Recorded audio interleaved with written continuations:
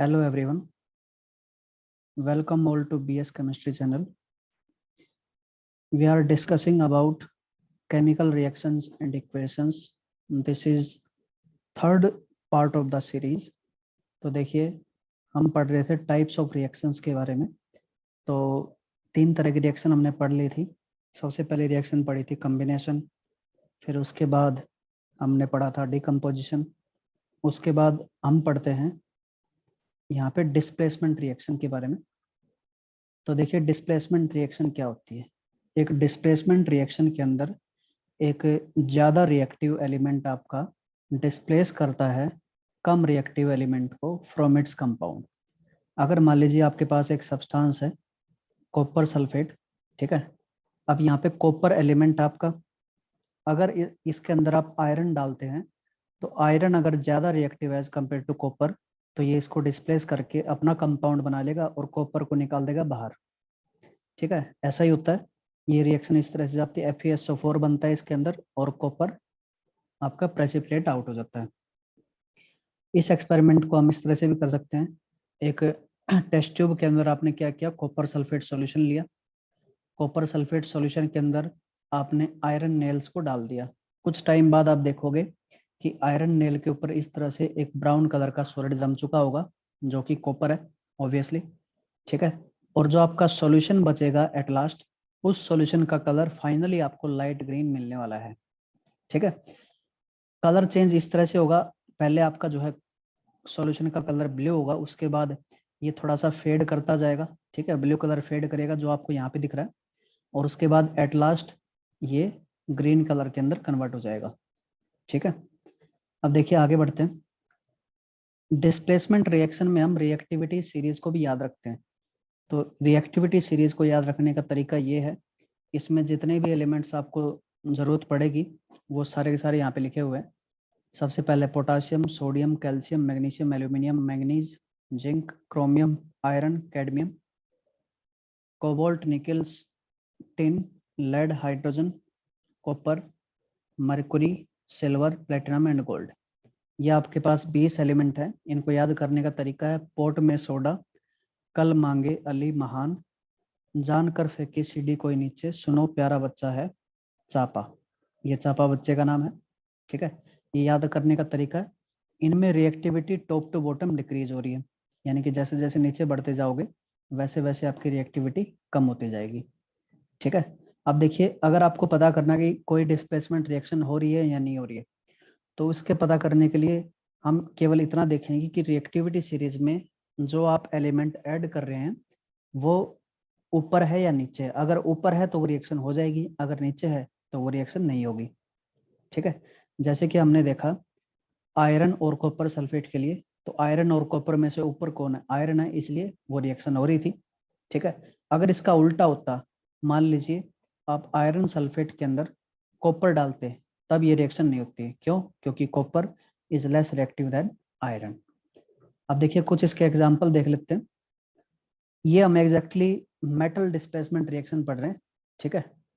तो देखिए अगर आप जिंक डालते हैं कॉपर सल्फेट के अंदर, तो आपको पता है zinc is more reactive than copper, तो इसलिए रिएक्शन हो जाती है, जिंक सल्फेट बनता है और कॉपर सॉलिड बनता है। जिंक सल्फेट अपने आप में व्हाइट कलर का होता है, ठीक है। अगर इसका आप सॉलिड सब्सटेंस लेंगे जिंक सल्फेट हेप्टाहाइड्रेट, इसको हम बोलते हैं व्हाइट विट्रोइल, ठीक है। अगर इसको आप पानी में डालोगे तो कलरलेस आपको सॉल्यूशन मिलने वाला है, और कॉपर आपको पता है ब्राउन कलर का मेटल होता है। लेड को अगर कॉपर क्लोराइड के अंदर डालोगे तो लेड क्लोराइड और कॉपर बन जाएगा। इसका मतलब लेड जो है आपका ज्यादा रिएक्टिव है एज कम्पेयर टू कॉपर। इसी तरह से जिंक को अगर HCl के अंदर डालोगे तो zinc is more reactive than hydrogen, इसलिए हाइड्रोजन को डिस्प्लेस कर देता है यहाँ पे, ठीक है। और कॉपर को अगर आप डालते हैं HCl के अंदर तो आपको पता है copper is less reactive as compare to hydrogen, इसलिए रिएक्शन नहीं होती है। अब देखिए नेक्स्ट आपके पास displacement reaction for non metals. तो नॉन मेटल्स के केस में आप देखेंगे कि फ्लोरीन सबसे ज्यादा रिएक्टिव होता है, फिर क्लोरीन, फिर ब्रोमीन और सबसे कम रिएक्टिव आयोडीन। अगर आप कंपैरिजन करना चाहो तो किसी कोई सोल्ट आपके पास मान लीजिए आयोडीन का सोल्ट, ठीक है। अगर कोई आयोडीन का सॉल्ट है, मान लीजिए NaI है, तो इसमें फ्लोरीन, क्लोरीन और ब्रोमीन ये तीनों आप डाल सकते हैं और तीनों इसको डिस्प्लेस कर देंगे बड़े आराम से। ठीक है, यहाँ पे रेस्पेक्टिव आपके सॉल्ट बन जाएंगे, sodium fluoride, sodium chloride, sodium bromide और साथ में आपकी आयोडीन गैस निकल जाएगी। ठीक है, उसके बाद देखिए, अगर आप ब्रोमाइड सॉल्ट लेते हैं तो यहाँ पे फ्लोरीन और क्लोरीन रिएक्ट कर जाएंगे और आयोडीन रिएक्ट नहीं करेगा, क्योंकि फ्लोरीन और क्लोरीन ब्रोमीन से ज़्यादा रिएक्टिव है। फ्लोरीन को अगर डालते हो तो NaF बनता है, क्लोरीन को डालते हो तो NaCl बनता है, ये रिएक्शन करेगा नहीं। ठीक है, और ये बन जाएगा Br2।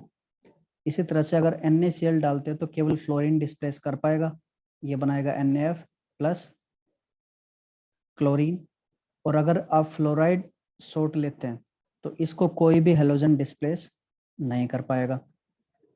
ठीक है, ये रिएक्शन नहीं होगी। ये रिएक्शन आप जो है देख सकते हैं। तो इस तरह से आप नॉन मेटल्स का डिस्प्लेसमेंट रिएक्शन भी पढ़ते हैं। नेक्स्ट देखते हैं बेटा डबल डिस्प्लेसमेंट रिएक्शन। तो डबल डिस्प्लेसमेंट रिएक्शन होती क्या है?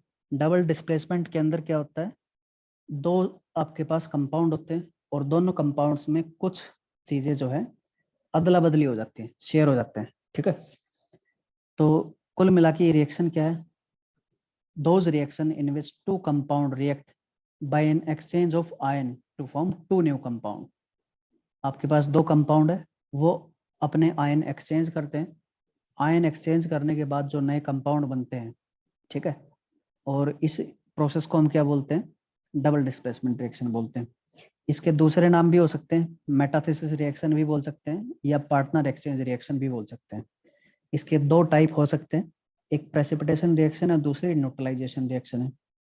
तो सबसे पहले देखते हैं हम प्रेसिपिटेशन रिएक्शन के बारे में। प्रेसिपिटेशन रिएक्शन के अंदर आपके दो सोल्यूबल सॉल्ट है। ठीक है, दोनों का आपने जो है एक्वस सॉल्यूशन ले रखा है। उन दोनों को अगर आप कंबाइन करते हो तो उनमें से एक इनसोल्यूबल सॉल्ट वहां पे बनता है, जिसको हम बोलते हैं प्रेसिपिटेट। तो देखिए, ये एक्सपेरिमेंट है, आपने बेरियम क्लोराइड लिया, क्लियर सॉल्यूशन था। ये दूसरी टेस्ट ट्यूब थी, इसके अंदर आपने सोडियम सल्फेट लिया, ये भी क्लियर सॉल्यूशन था। जैसे ही इस सॉल्यूशन के अंदर आप जो है दूसरे सॉल्यूशन को ऐड करते हैं, तब वहां पे आपको जो है व्हाइट बेरियम सल्फेट के प्रेसिपिटेट मिलते हैं। ठीक है, ये रिएक्शन इस तरह से होती है। Barium chloride aqueous reacts with sodium sulphate aqueous to produce sodium barium sulphate precipitate, white colour का प्रेसिपिटेट ये बनता है और साथ में NaCl निकलता है। NaCl इज वाटर सोल्यूबल, इसलिए सॉल्यूशन के अंदर रह जाता है। ये आपकी प्रेसिपिटेशन रिएक्शन। नेक्स्ट है न्यूट्रलाइजेशन रिएक्शन। न्यूट्रलाइजेशन रिएक्शन क्या होती है? तो सिंपली एक एसिड जब कंप्लीटली रिएक्ट करता है एक बेस के साथ to produce salt and water, इसको हम बोलते हैं न्यूट्रलाइजेशन रिएक्शन। न्यूट्रलाइजेशन में बहुत सारी एनर्जी भी निकलती है, उस एनर्जी को हम बोलते हैं एंथैल्पी ऑफ न्यूट्रलाइजेशन या energy of neutralisation. Neutralisation energy कुछ भी बोल सकते हो।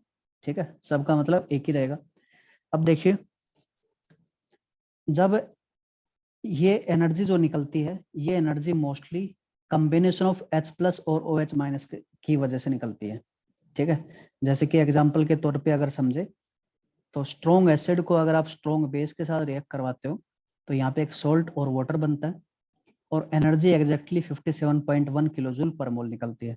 अब ये बात आपने ध्यान रखनी है कि स्ट्रॉन्ग एसिड और स्ट्रॉन्ग बेस के रिएक्शन से हमेशा इतनी ही अमाउंट ऑफ एनर्जी निकलती है। ठीक है, बशर्ते 1 मोल यहाँ पे वाटर का फॉर्मेशन होना चाहिए। ठीक है, अगर 2 मोल वाटर का फॉर्मेशन हो रहा है तो इसकी डबल अमाउंट ऑफ एनर्जी निकलेगी। अगर 3 मोल का फॉर्मेशन हो रहा है तो ट्रिपल अमाउंट ऑफ एनर्जी यहाँ पे निकलने वाली है। अब देखिए एग्जैक्टली हो क्या रहा है यहाँ पे, तो H+ और Cl- जो है एक दूसरे के साथ थे, इस तरह से NaOH इस तरह से था। ठीक है, तो यहाँ पे देखिए H+ के साथ में क्या आ जाएगा, OH- आ जाएगा और ये दोनों मिलके क्या बनाएंगे, वाटर बना देंगे। ठीक है, और बाकी क्या बच गया आपका Na+ और Cl-। जो आयन आपका बेस से आता है इसको हम बोलते हैं बेसिक रेडिकल, तो Na+ is called basic radical. और जो आयन आपका एसिड से आता है उसको हम बोलते हैं एसिडिक रेडिकल, एसिडिक रेडिकल। ठीक है, तो सोल्ट में दो तरह के रेडिकल होते हैं, एक को हम बोलते हैं बेसिक रेडिकल और दूसरे को एसिडिक रेडिकल। जनरली प्लस वाला जो है बेसिक रेडिकल होता है और माइनस वाला एसिडिक रेडिकल होता है। नेक्स्ट आपके पास मैंने आपको बताया कि ये एनर्जी हमेशा इतनी ही होती है, कब? जब आप स्ट्रॉन्ग मोनो बेसिक एसिड को स्ट्रॉन्ग मोनो एसिडिक बेस के साथ रिएक्ट करवाते हो, यानी कि ऐसा एसिड जिसके पास एक ही H+ है और ऐसा बेस जिसके पास केवल एक ही OH- है। इस तरह के एसिड और बेस जब रिएक्ट करते हैं तो exactly this much amount of energy is released. ठीक है, तो ये जो एनर्जी निकलती है ये एग्जैक्टली H+ और OH- के कॉम्बिनेशन से निकलती है। अगर देखिए आपने इन एसिड और बेस में से किसी को भी वीक कर दिया है, ठीक है, तो वीक करने पर क्या होगा? वीक करने पर ये एंथैल्पी या ये एनर्जी जो है इसकी वैल्यू कम हो जाती है। क्यों? क्योंकि वीक स्पीसीज को ब्रेक करने के लिए आपको एनर्जी रिक्वायर्ड होगी। ठीक है, और जो एनर्जी यहाँ से निकलती है वो एनर्जी कंज्यूम कर लेता है दैट वीक स्पीसीज। ठीक है, वीक स्पीसीज को डिसोशिएट करने में आपको जो है कुछ एनर्जी यूज हो जाती है, इसलिए वो एनर्जी कम हो जाती है। ठीक है, तो इतनी बातें आपने ध्यान रखनी है। अब देखिए कुछ गैसेस के बारे में आपको पता होना चाहिए। तो सबसे पहले हम देखते हैं CO2 गैस के बारे में। तो CO2 गैस की कुछ कैरेक्टरिस्टिक्स हैं, जैसे कि इसका कोई कलर नहीं होता है और ये इसका कोई स्मेल भी नहीं होती है। ठीक है, इसके टेस्ट करने के लिए हम क्या करते हैं? लाइम वाटर टेस्ट करते हैं या बराइटा वाटर टेस्ट। दोनों का मतलब एक ही है, दोनों एक ही तरह के रिजल्ट प्रोड्यूस करते हैं। लाइम वाटर का मतलब होता है कैल्शियम हाइड्रोक्साइड, ठीक है, और बराइटा वाटर का मतलब होता है बेरियम हाइड्रोक्साइड। अब देखिए जैसा लाइम वाटर के लिए टेस्ट है वैसा का वैसा सेम बराइटा वाटर के लिए टेस्ट होगा और सेम रिजल्ट यहाँ पे निकलने वाले हैं। तो देखिए हम क्या करते हैं, लाइम वाटर के अंदर CO2 को पास करते हैं। लाइम वाटर का मतलब क्या है? कैल्शियम हाइड्रोक्साइड, इसके अंदर CO2 को पास किया आपने, तो जैसे ही CO2 को पास करने लग जाते हैं तो मिल्कीनेस अपीयर होने लग जाती है। ठीक है, मिल्कीनेस होती है इस व्हाइट प्रेसिपिटेट की वजह से। जैसे ये एक्सपेरिमेंट है, ये एक टेस्ट ट्यूब है, इस टेस्ट ट्यूब में हम क्या कर रहे हैं, एक ट्यूब के थ्रू हम क्या कर रहे हैं, CO2 गैस को पास कर रहे हैं। ठीक है, और इसके अंदर आपने ले रखा है कैल्शियम हाइड्रोक्साइड का एक्वा सॉल्यूशन। तो जैसे ही CO2 पास करने लग जाते हैं, ये देखिए थोड़ा सा मिल्की होने लग गया। ठीक है, और थोड़ी देर बाद जो है पूरा का पूरा व्हाइट होने लग जाएगा, दूध जैसा दिखने लग जाएगा। इसको बोलते हैं मिल्कीनेस अपीयर्स। ठीक है, मिल्कीनेस किसकी वजह से? कैल्शियम कार्बोनेट की वजह से, साथ में पानी भी बनता है। अब देखिए अगर आप CO2 को पास करते रहते हैं, यानी कि ऐसा मिलने के बाद भी आप CO2 को पास कर पा रहे हैं या कर रहे हैं, ठीक है, तो कुछ टाइम बाद क्या होगा? कुछ टाइम बाद ये सॉल्यूशन क्लियर हो जाएगा जैसे पहले था। ये क्यों होता है? तो देखिए कैल्शियम कार्बोनेट जो बना है ये CO2 के साथ रिएक्ट करके कैल्शियम बाइकार्बोनेट बना देता है, और calcium bicarbonate is water soluble. ठीक है, तो जब आप CO2 को पास करते हैं इनिशियली तो मिल्कीनेस अपीयर होती है, अगर CO2 को एक्सेस में पास करते हैं तो मिल्कीनेस डिसअपीयर हो जाती है। तो ये CO2 गैस का टेस्ट है, आप यहाँ पे पढ़ सकते हैं इसको। CO2 gas when pass through a clear solution of lime water it turns it milky due to formation of calcium carbonate. When CO2 gas is passed in the excess, milkiness disappear due to formation of calcium bicarbonate which is soluble in water. तो ये CO2 का test है, इसके बारे में काफी सारी बातें जो है पूछी जा चुकी हैं। ठीक है, इसको आपने ध्यान रखना है। अब आगे बढ़ते हैं।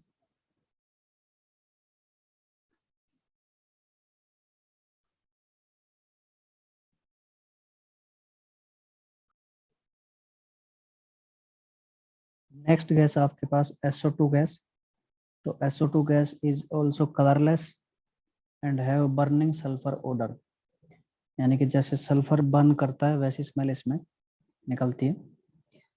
ये भी CO2 की तरह ही लाइम वाटर टेस्ट और बेराइटा वाटर टेस्ट प्रोड्यूस करता है। अब देखिए लाइम वाटर के अंदर अगर SO2 डालते हो तो ये कैल्शियम सल्फाइड बनाता है, कैल्शियम सल्फाइड। ये भी व्हाइट कलर का होता है, और अगर आप फर्दर SO2 गैस को एक्सेस में आप ऐड करते हैं तो ये बनाता है कैल्शियम बाइसल्फाइड। ठीक है, सेम तरह का टेस्ट ये प्रोड्यूस करता है। पहले मिल्कीनेस अपीयर होती है, फिर मिल्कीनेस डिसअपीयर हो जाती है। अब देखिए, दोनों अगर एक ही तरह का टेस्ट देखते हैं तो डिफरेंस क्या है? तो सबसे पहला डिफरेंस है इनमें ऑर्डर का। CO2 is odorless and SO2 is having burning odor smell.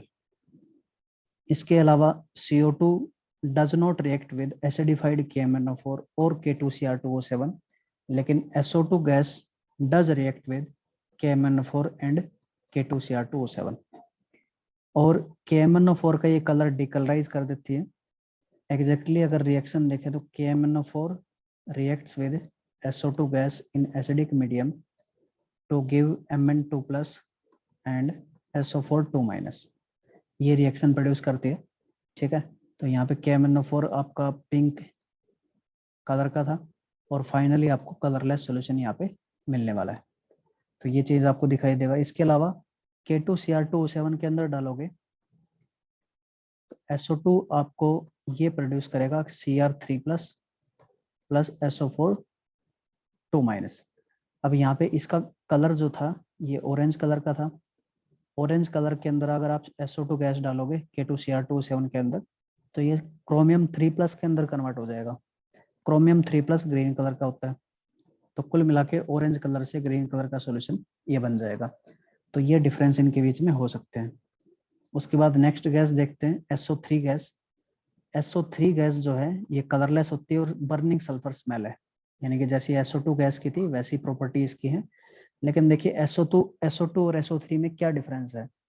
SO2 जो है वो डिकलराइज करता था KMnO4 एंड पोटेशियम परमैंगनेट को, लेकिन ये डिकलराइज नहीं करेगा। अब देखिए, ये डिकलराइज करता है नहीं करता है ये सब रेडॉक्स रिएक्शन का पार्ट है, इसको वहां पे समझेंगे ऐसा क्यों होता है। इसके अलावा नेक्स्ट डिफरेंस है SO3 gas is highly soluble in water, क्योंकि SO3 गैस H2O के साथ कंबाइन करके सल्फ्यूरिक एसिड का फॉर्मेशन करती है और फाइनल जो आपको सॉल्यूशन मिलेगा वो आपको हाईली एसिडिक मिलेगा। ठीक है, तो ये एक प्रॉपर्टी हो सकती है इसकी। नेक्स्ट गैस आपके पास hydrogen gas. Hydrogen gas is also colourless and odourless, ना ही कोई कलर होता है ना ही कोई स्मेल होती है। और जब इसको हम बर्न करते हैं तो पॉप साउंड प्रोड्यूस करती है, यानी कि हाइड्रोजन का अगर कंबशन करेंगे तो ये पॉप साउंड के साथ H2O का फॉर्मेशन करता है। ठीक है, अगर ज्यादा अमाउंट में इसको यूज करते हैं तो ये बड़ा धमाका कर सकता है। अब देखिए, इस एक्सपेरिमेंट को हम कर सकते हैं बड़े आसानी से। हम क्या करते हैं, एक टेस्ट ट्यूब लेते हैं, टेस्ट ट्यूब को स्टैंड के ऊपर लगाते हैं और जिंक को हम डालते हैं डाइल्यूट सल्फ्यूरिक एसिड के साथ। तो जिंक जो है डाइल्यूट सल्फ्यूरिक एसिड के साथ रिएक्ट करके zinc sulphate plus hydrogen gas produce करेगा। यहाँ से जो हाइड्रोजन गैस निकलती है आपकी, हम उसको क्या करते हैं डिलीवरी ट्यूब के थ्रू सोप सॉल्यूशन के थ्रू पास करते हैं। ठीक है, अब सोप सॉल्यूशन के अंदर आप गैस पास करोगे तो बबल्स बनेंगे बहुत सारे। तो ये बबल्स को जब आप मोमबत्ती के नजदीक लेके जाते हैं, कैंडल के नजदीक लेके जाते हैं, तो ये बर्न करता है विद पॉप साउंड। ठीक है, तो ये करेक्टरिस्टिक टेस्ट है हाइड्रोजन गैस के लिए। नेक्स्ट आपके पास ऑक्सीजन गैस। ऑक्सीजन गैस जो है ये भी कलरलेस और ओडरलेस होती है। इसका टेस्ट है जब आप ग्लोइंग स्प्लिंट को O2 गैस की प्रेजेंस में रखते हैं तो ये दोबारा से जलने लग जाता है। ठीक है, मतलब कोई लाल चीज, ये मान लीजिए कोयला है, कोयला धधकता हुआ कोयला है बिल्कुल लाल, उसको अगर आप ऑक्सीजन गैस के अंदर डालोगे तो फिर से जलना स्टार्ट कर देगा। ये इसका टेस्ट है। ठीक है, और इसके अलावा ये पायरागलोल सॉल्यूशन के अंदर सोल्यूबल होता है। पायरागलोल एक ऑर्गेनिक कंपाउंड है, ये एक ऑर्गेनिक कंपाउंड है। ठीक है, तो उसके साथ ये रिएक्ट कर जाता है और सोल्यूबल होता है, हाईली सोल्यूबल। तो ये ऑक्सीजन गैस की प्रॉपर्टी है। आज के लिए हम इतना ही करेंगे। अगर आपको कंटेंट ठीक लगा हो तो लाइक और सब्सक्राइब जरूर कीजिएगा। Thank you.